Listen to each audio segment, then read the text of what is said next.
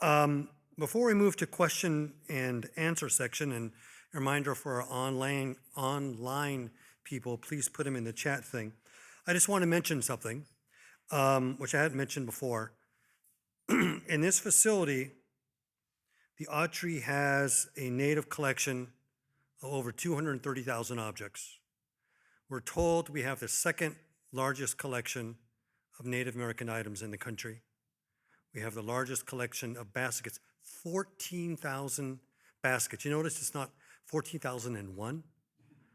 It's always 14,000. Anyway, 14,000 baskets in our collection. There is no way on earth the visitors in the Autry are going to see all those objects. There's highly likely during my time here, I will see all these objects. So they're here, they're up over here.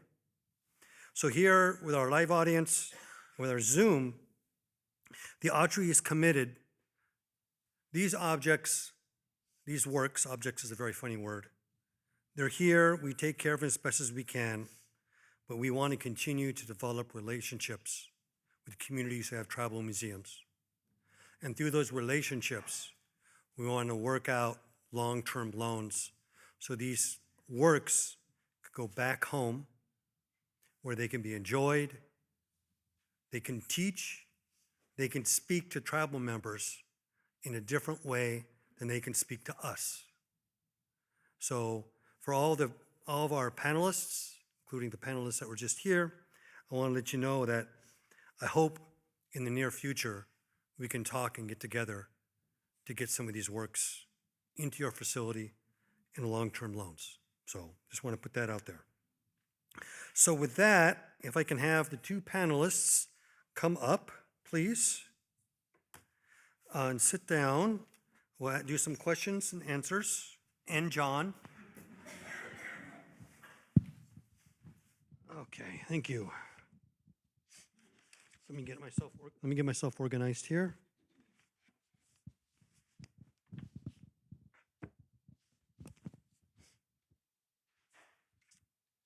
All right, so I have a lot of questions here.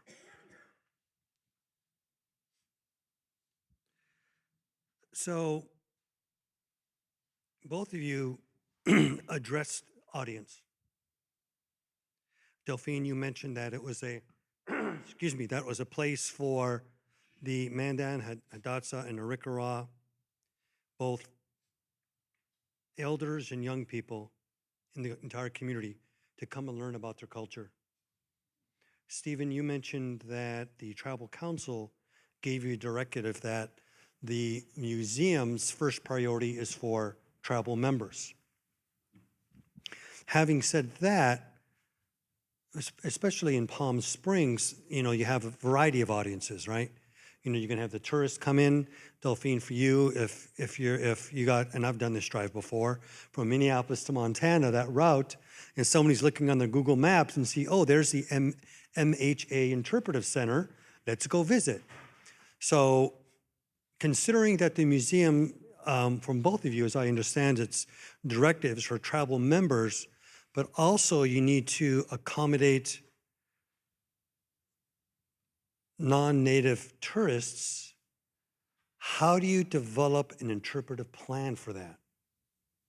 How do you create a space where both tribal members can get something out of it, but also tourists who may not know anything about Agua Caliente, who may not know anything about the Mandan, Hidatsa, and Arikara? What is that approach? Well, for us, it was, we first, we had to review our culture, our history, and we wanted to tell our story from the beginning of time. So it was like our steering committee. There's a lot of, our tribe has a lot of talented people, and a lot of historians, that have kept our stories alive throughout the years. And to get all these people into one room and to start talking was really it was really a great thing just to be among them and listen to them talking about, well, we should start with this and we should start with that, where we came from, our original lands. You talk about time in memoriam. I mean, we've got our land back to 900 AD. I mean, so, and that's, so we had to get the buy-in for our people first. And then we reached out to then it just gives us the opportunity to reach out to our regional. So, you know, we've got the state of North Dakota tourism. They've got this Medora musical where they're doing a museum for Theodore Roosevelt over there. And so I've started doing partnerships with those organizations. And so that they can, so there's like a little tourism trail that they can come through if you make North Dakota legendary, they call it. And so that's how I know we're gonna get people. And of course, you know, like a lot of other tribes, we have a casino that's just right there near us. And so, but this gives us a chance to teach people about us. They don't have to read it from somebody else's wrote about us. You know, they can come in, they know that everything they get is from what was told to me by my ancestors, what was told to my husband by his ancestors, is passed down from, you know, our parents and stuff. And so I hope that answered your Yeah, question. that's good. Thank you. I think similarly, working with tribal membership and tribal council for the museum staff is just that the expectation was that it's the tribe's voice throughout the exhibition, whether it's the text, whether it's the video piece, whether it's the narrative that's going on. It's always a tribal voice. And in talking with membership and also council, they said that we feel that we're going to reach the non-tribal audience simply by stating what we believe, because that opportunity has not always presented itself. And I think that was the important part, that for all of us, that you know, as a historian and having worked with tribal communities my whole career, I knew that. So it was really, you know, in the most basic of senses. You know, council said, well, if one person walks out and says, I never knew that, then they said that would be a good thing. So that's really, it seems like a minimalist approach, but the expectation had to be, is this going to resonate with membership? That was first and foremost. And then if it resonates with everyone else, great. But we've got to meet that initial expectation, which is it going to aid the youth within our community? Are adults going to see this as a cultural resource, and will the elders say this is a legacy we want? And yes, it is. And in terms of the throngs of people, multicultural, who come to Palm Springs on a yearly basis, I think for so many, they don't realize that they are on tribal land, and that in and of itself is a statement, I think, that the tribe knew. So just walking into a building that says, welcome to the Agua Caliente reservation, is a revelation in and of itself, and that's a teachable moment. Great. So I have a two-part question. So Delphine, earlier you mentioned the importance of your museum, your tribal museum, to the community, and about how its purpose is, one of its multiple purposes is cultural revitalization. And you had mentioned that one of the most recent programs that was there was building these burden baskets. And Steve, I know you're not at that, your museum's not at that point, but it would be great if you could reflect on it as well. So it's sort of to what Rick said in his opening remarks of how museums historically have been passive, and how many museums, and in this case tribal museums, are sort of flipping that around, where they become very, very active. very active in cultural revitalization, telling histories, et cetera, et cetera. So my first question is, even give other examples or even dreams of what further examples of cultural revitalization. My second part of the question is, as we think about the term museum, and if we think about what Rick said and about both your presentations, is museum really the right word? Is because when I think of museum, this is not what I think about. When I think of museum, it's not what Rick thinks about. This is something completely new, completely different way of how we're thinking about museums. Yeah, so I struggled with that, planning this interpretive center. Should I call it the Tribal Museum? What should we call it? Because we want to do more than just, because we have a museum. It's called the Three Tribes Museum, but it's just like glass containers with old, it's really old leather outfits and just different things, but it doesn't really tell a story. It doesn't really tell our story. It just, you view these things and you're done. And it's hardly ever, anybody ever goes there. So it was really just like it's about dead people. And we wanted something to revitalize our people, so our people could feel good about who they are, because drugs and alcohol has taken over, especially drugs, has taken over, and we got to start trying to.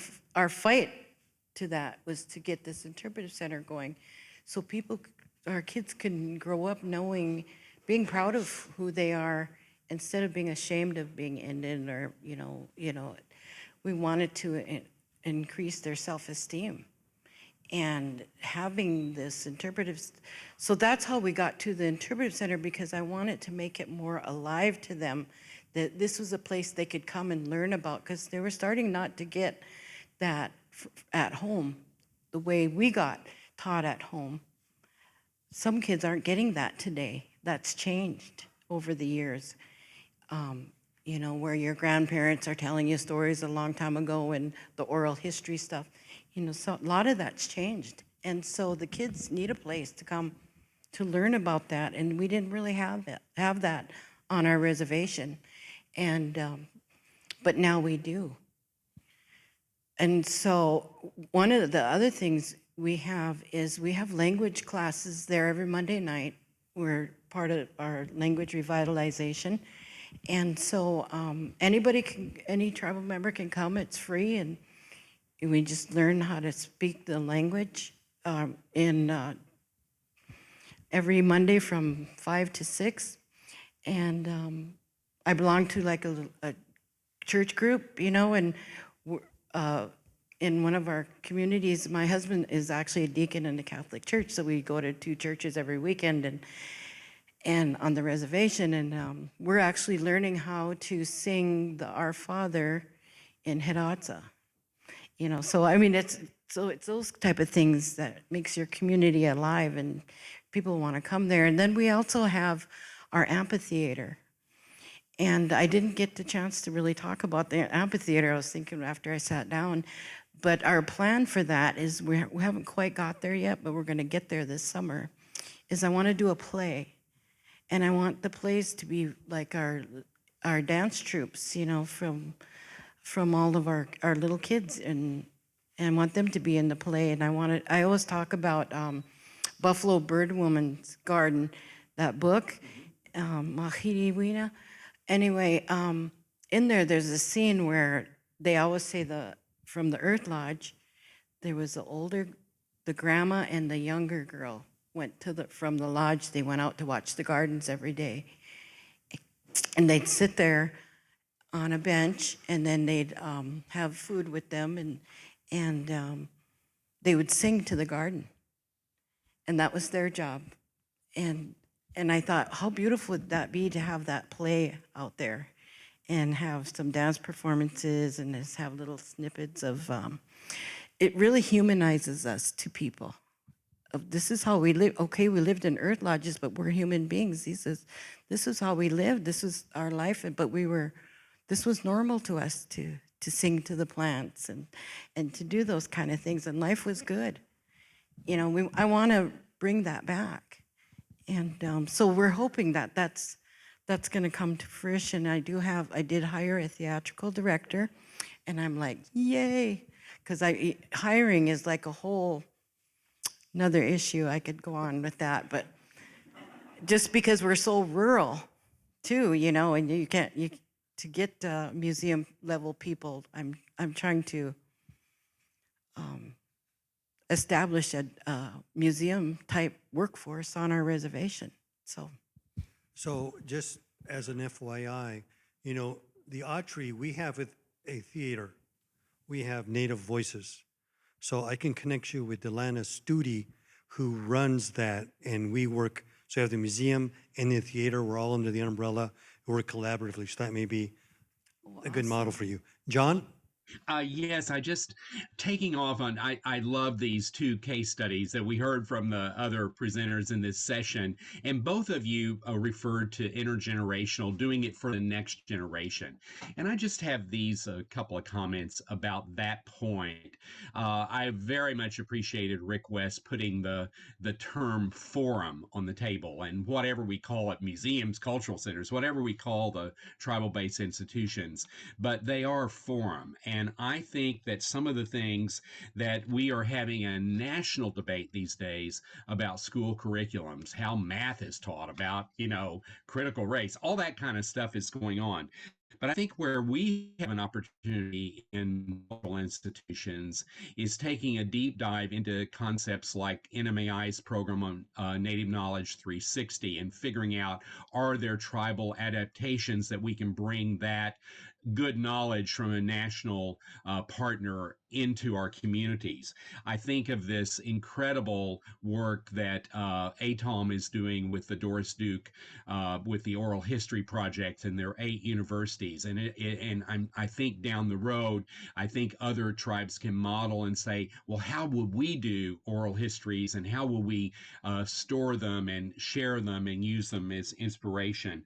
I think that this kind of intergenerational, to individualize some of these national programs, is a way to really think about it. I also believe that the Native librarians around the country are doing amazing work in creating appropriate book lists. I know Tim Tingle is doing a lot of incredible work in Choctaw. There's all this that can be read and considered, Natalie Diaz, in poetry. There's all these things that can be instructive throughout all the tribes. And I think it sparks a kind of interest in writing and art making and history. I always thought when NMAI did the big treaty project, the big exhibit, how wonderful it would be if every tribe across the country said, hey, we're going to study our own treaty histories. We're going to make our teenagers aware of our own histories, as complicated as it is.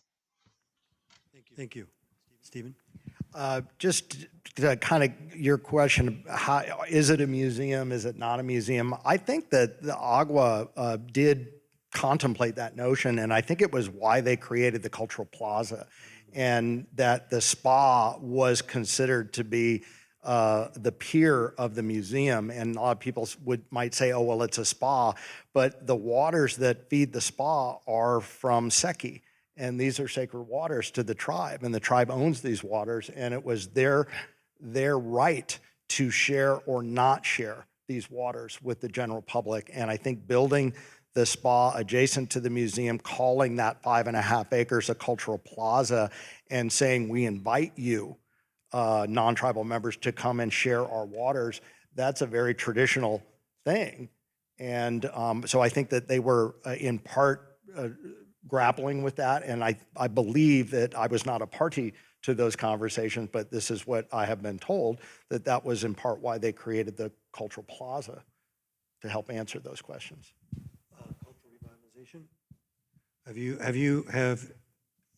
know you have like a lot of things going on getting the building, but have you got, in your discussions, have you gotten to the point of talking about cultural revitalization within the museum?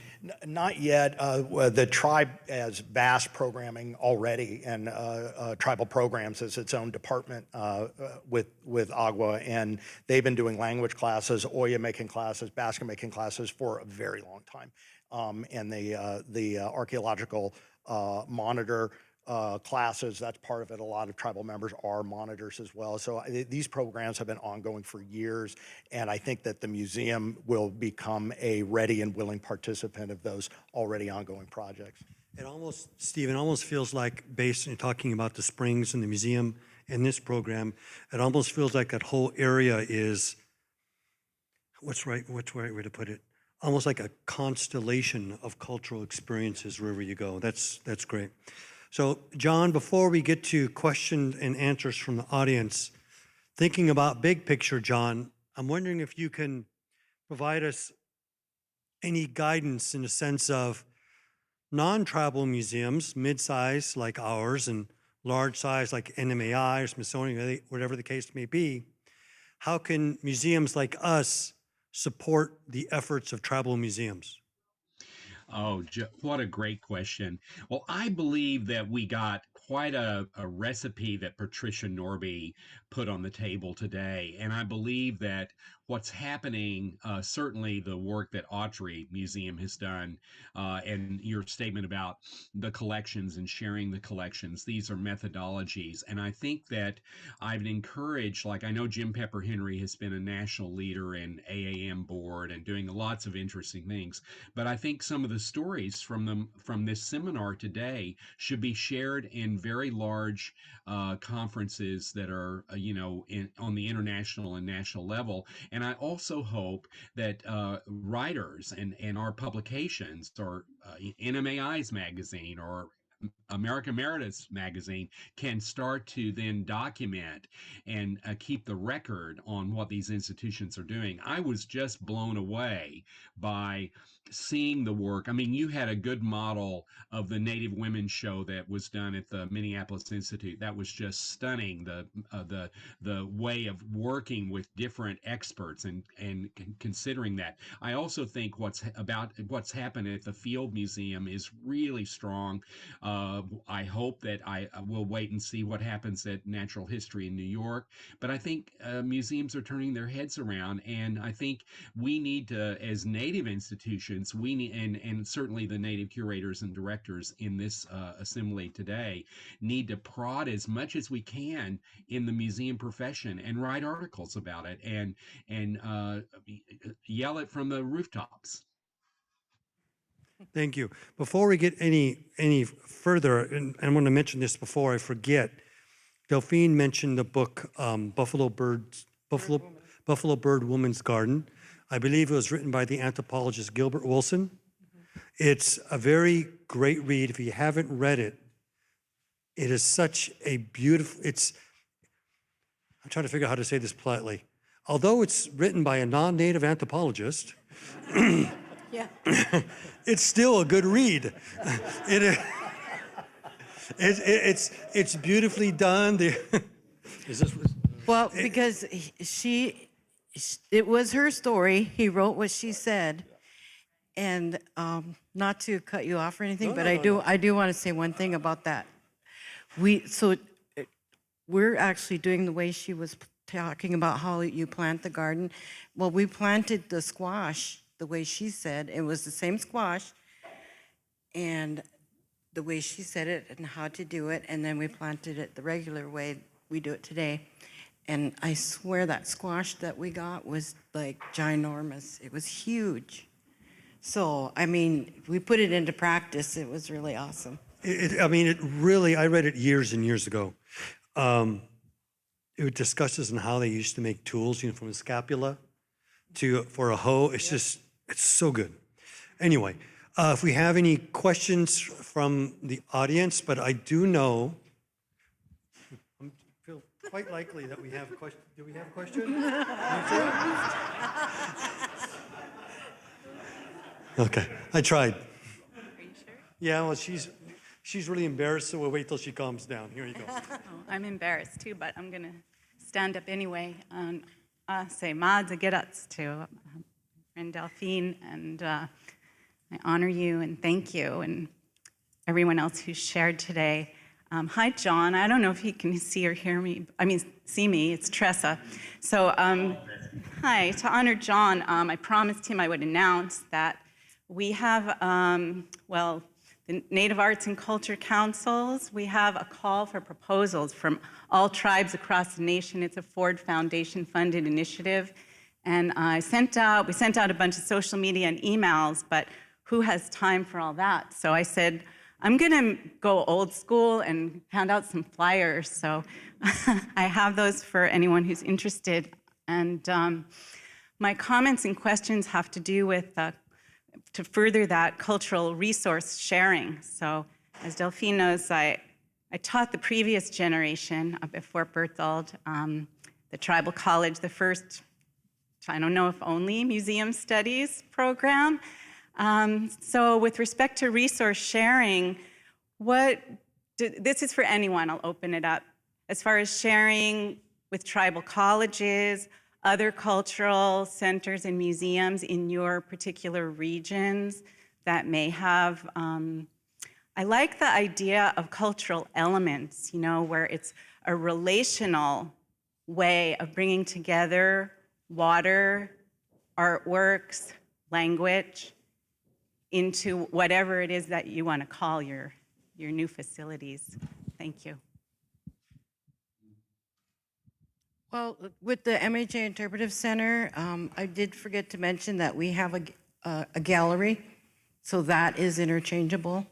And you did see the gallery with the horse in there. That was our art gallery. So those were all done by our tribal members. Everything in there was done by tribal members. We just commissioned them and said, could you do a piece for our first showing? Because we don't got nothing to bring in there. We're just going to open up, and like I said, it was just amazing. We have a lot of amazing artists at home, and they all came, and because people like to be a part of something. And I know I forgot your question. Darn it. Oh, yeah. Okay, yeah. So we have cultural centers on our reservation. So our reservation has like 6 segments. And then where the Interpretive Center is built, it's like the hub. And so like the farthest way to the other part of our reservation is like 100 miles to the south, and then the north and the east and the west. And so there's 6 segments, and not every segment, but about 3 of them have cultural centers. So we coordinate it with them too. But we also are working with our tribal college and our language education department. And we're kind of like we want all of our tribal administrative places like that to be able to come to the Interpretive Center, have their classes there. We have Thippo even coming and doing their meetings there. Because that gives us a chance for tribal people to come out there and be around the museum and say, oh, Thippo's here, they're talking. And then elders can go in there and say, hey, this is what we think is important for us. And so it just creates an environment where people feel more free to discuss their culture.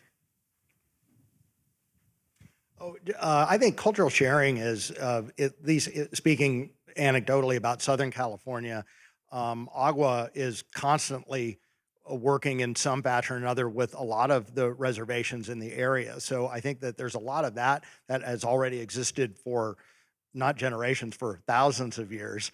But that continues on with the various classes that go on, they share. But the other part about just, I think, building the museum and the facility and dedicating a temporary gallery was that opportunity to share, at least from an object perspective or that part of the material culture perspective, to be able to bring in objects and art and culture from other communities and share it in their community. Great, thank you. Any other questions? Well, Thank you. My question is, wearing my vice chairman of the Conation hat right now, and I've worked with a lot of tribal museums around the country. I helped build my tribe's museum, and a lot of money goes into developing a museum, but what a lot of people don't understand is that, or at least tribal council members think, well, once we open the museum, it's going to sustain itself. It's going to be sustained by people buying tickets, going to the museum, and we know that's not true, that these museums need to be subsidized. And do you have the support of your tribal councils, or do they understand that they're going to have to continue to subsidize the museum moving forward? And a lot of times people are kind of shocked that it's going to take $4 or $5 million a year to sustain your museums, and a lot of people don't think about that when they're building the museum. So I guess my question even goes to Josie too.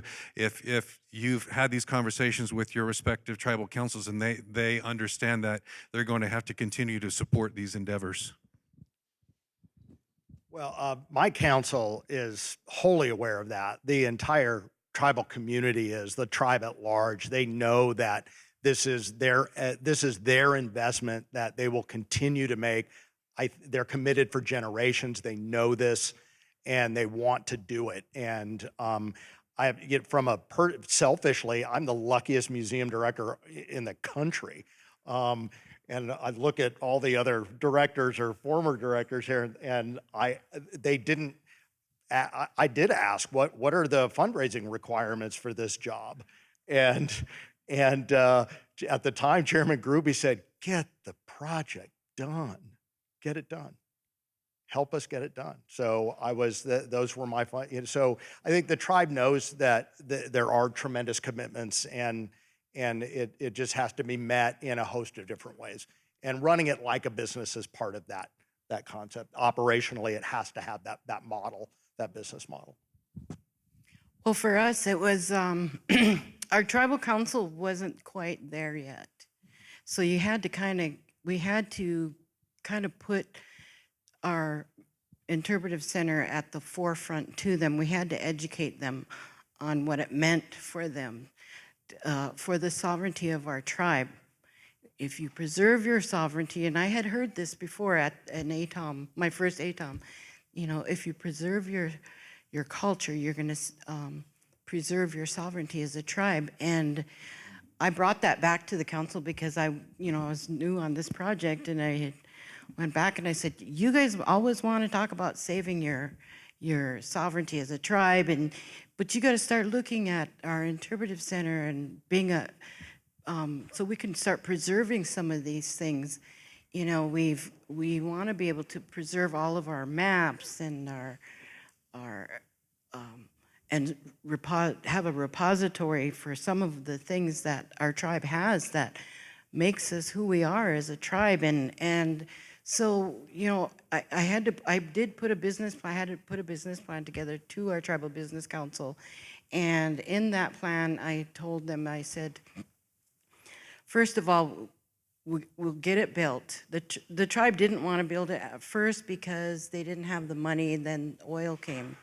So we got the money, but then that wasn't the greatest thing in the world to do it, is build a museum. Everybody else wanted their business or whatever. So we were like fighting to get to the top of the list of getting the building built. And but luckily we got a chairman that was a historian. We got a new chairman elected, and he was a historian. And then we got another councilwoman who was a historian too. And she's also a medical doctor. And then they were like behind the support of, okay, yeah, we need this. Our tribe needs this. And so that's how I got the funding to get this building built. And I also, though, put in the business plan that we have an endowment fund. So I'm developing an endowment fund. I'm actually developing it yet because, you're so busy with construction and trying to get moved in. But I'm also working with different, that Roosevelt Museum, I met with them, and they have an endowment fund structure that they were going to share with me, so I'm trying to get that going right now. But hopefully, you know, we can have an endowment fund, and then plus the income we earn off of our gift shop, our coffee shop, and then we have meeting rooms, and so we sell food. So if you had your meeting, and we in our interpretive center, one of our meeting rooms, if you booked a room, you'd buy food, and so we get income off that. And so, you know, we're rural, so we don't have the huge populations, but you know, the first month we're open, we're making at least 30,000. I mean, that was good. For us, that was really, really good, because we're lucky if any other museums were making 1,000 a month, to tell you the truth, from where we're at, but because of the activity. So that was really a big plus. Selling Plus was talking about what the income was going to come in for those meeting rooms. And then the amphitheater, that's where I'm hoping that they're going to holding my feet to the fire when it comes to these plays I put on, because I was saying this was going to bring some income in too. You know, so we'll see how that works out this summer. But yeah, it took a lot, but once they got behind us, they know they're going to have to support us, and eventually we're going to, you know, do grant writing and get all that. It just takes such a long time to get everything going. Okay, thank you very much, John, Delphine, and Stephen, for your time. I appreciate your presentations, and I appreciate you all coming out here. Thank you so much.